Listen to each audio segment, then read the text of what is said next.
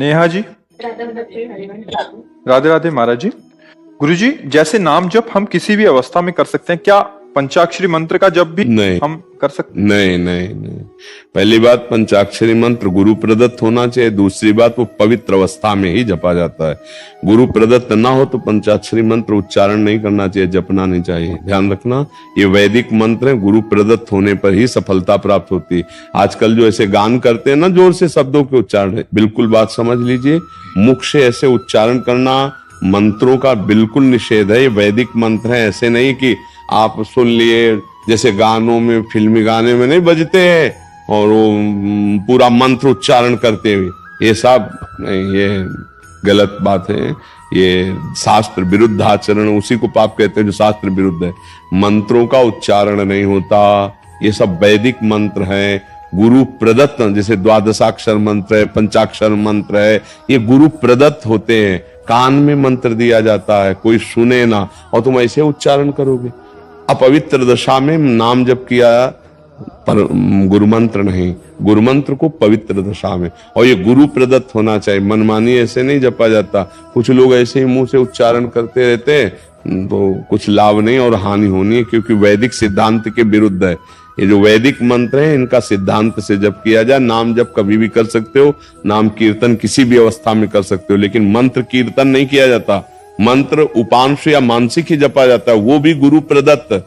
ऐसे नहीं मनमानी के हमारा जो मनाया सो मंत्र जप रहे, जो मनाया सो मंत्र उच्चारण कर रहे हैं। उसका फल नहीं मिलता क्या महाराज? उसका क्या विरुद्ध होता है, विरुद्ध होता है। अरे एक जरा सी त्रुटि हो गई तो वृत्तासुर नाम का दैत्य प्रकट हो गया और यज्ञ कर रहे थे।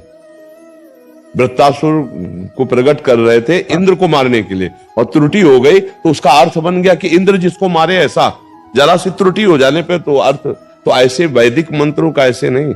हमको चित्रकूट में एक संत भगवान ने बताया था, जो वैदिक मंत्रों को बिना गुरु के और अपवित्र दशा में उच्चारण करता है, वो कामी क्रोधी लोभी हो जाएगा, उसके अंदर विकारों की वृद्धि हो जाएगी। जहां निर्विकारता आनी चाहिए वहां विकारता आ जाएगी। इसलिए वैदिक मंत्र गुरुजनों से ही लेना चाहिए, और उनका उच्चारण उपांश या मानसिक वाचिक नहीं उच्चारण करना चाहिए। ये शास्त्रीय सिद्धांत नहीं, ये इससे आध्यात्मिक लाभ भी नहीं मिलेगा और त्रुटि भी हो जाएगी, अहित भी हो जाएगा, अमंगल भी हो जाएगा। शास्त्रीय विरुद्ध आचरण नहीं करना चाहिए। आजकल क्या महाराज जी, कुछ लोग किताबों या वानियां आदि से पढ़ के, क्योंकि बहुतों ने जैसे अज्ञानतावश मंत्रों की बुक्स महाराज जी निकल चुकी हैं, उससे लेके खुद तो उससे क्या लाभ मिलता है? कौन सिद्ध हो गया है? कौन शांति को प्राप्त हो रहा है? किसको ब्रह्म ज्ञान प्राप्त हो रहा है? कौन भक्ति में है? जो शास्त्री गुरु मर्यादा से चल रहे वो, ये नहीं तो पाखंड, नाटक, नौटंकी। एक लोटा जल चढ़ा दिया, उससे तुम्हारी भक्ति हो जाएगी। मनमानी वैदिक मंत्रों का गान कर रहे हो, उच्चारण कर रहे हो, उससे कोई लाभ मिल जाए क्या? कौन सा लाभ मिला है? कौन सी स्थिति जागृत हो गई अध्यात्म की? सिद्धांत से चलोगे तो वैदिक सिद्धांत से उसकी उन्नति होगी। ऐसे नहीं होती कि आप पंचाक्षरी मंत्र गान कर रहे हो बिना अधिकार के। और अधिकार भी होता है तो उपांश और मानसिक का होता है। पंचाक्षरी मंत्र का कभी कीर्तन नहीं होता, कभी कीर्तन नहीं होता। पंचाक्षरी मंत्र का और द्वादशाक्षर मंत्र का कीर्तन नहीं होता। ये वैदिक मंत्र है। वो अब अज्ञानी है, कुछ पता नहीं, कुछ अनुभव नहीं, जो मनाया सो कर रहे। आजकल जिसका मन आवे, अंधे का लाठी पकड़ के अंधा चले तो कहां जाएगा? गिरेगा ही। तो बस यही है, अंधे के पीछे अंधे चलने वाले लाखों हैं। उनको खुद ज्ञान नहीं, परमार्थ का, वैदिक सिद्धांत का ज्ञान नहीं, ब्रह्म बोध नहीं। उपदेश उसी का सार्थक होता है जो भगवत बोध और शब्द ब्रह्म का ज्ञानी, शास्त्रों का ज्ञानी और स्वरूप का ज्ञानी दोनों का हो। अब उनको सिद्धांत पता नहीं, वो जो बोले सो वैदिक सिद्धांत का खंडन, और मनमाना समाज में उसका। अब गायत्री जी का कीर्तन हो रहा है, कोई भी पढ़ सकता है। मतलब गजब की बात है, गजब की बात है। महाराज जी, दरअसल क्या कोई रोक लगाने वाला नहीं है ना। अब क्या आपने यहाँ ऐसा है ना कि जो मन में आवे सो कर लो, जो मन में आवे सो बोल लो, एक अलग पगडंडी बन जाएगी। हाँ, वही मतलब कौन निषेध करे?